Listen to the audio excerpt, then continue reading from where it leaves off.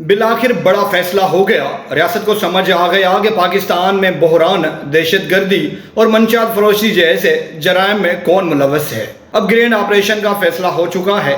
لاکھوں افراد کی جائیدادیں نیلام کرنے کا فیصلہ ہو چکا ہے۔ آخر ریاست کو یہ فیصلہ کرنے کی ضرورت پیش کیوں آئی، اور کیا سندھ میں بھی گرینڈ آپریشن ہوگا؟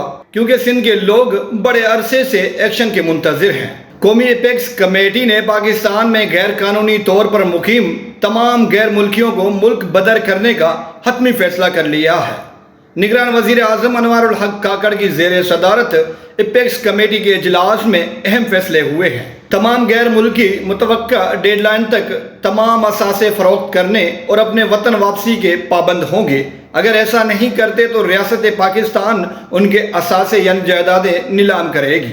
یاد رہے کہ ریاست پاکستان نے افغانیوں کو واپس بھیجنے کا فیصلہ کیا ہے۔ سب سے پہلے ان افغانیوں کو نکالا جائے گا جو پاکستان میں غیر قانونی طور پر مقیم ہیں۔ ان کی تعداد لگ بھگ 11 لاکھ ہے۔ پاکستان میں رجسٹرڈ افغانوں کی تعداد 14 لاکھ، جبکہ جعلی نادرہ کارڈ بنا کر پاکستان میں رہنے والے افغانیوں کی تعداد 70 سے 80 لاکھ بتائی جاتی ہے۔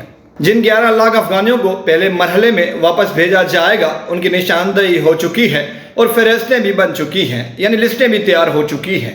یاد رہے کہ پاکستان خاص طور پر سندھ کے کیپٹل کراچی میں دہشت گردی، بدامنی، منشیات فروشی اور لینڈ گریبنگ جیسے جرائم میں افغان شہری ملوث پائے گئے ہیں۔ سندھ کے لوگ یہ مطالبہ کر رہے تھے اور کر رہے ہیں کہ افغانی شہریوں کو واپس ان کے ملک بھیجا جائے، کیونکہ وہ یہاں بدامنی، دہشت گردی اور منشیات جیسے جرائم میں ملوث پائے گئے ہیں۔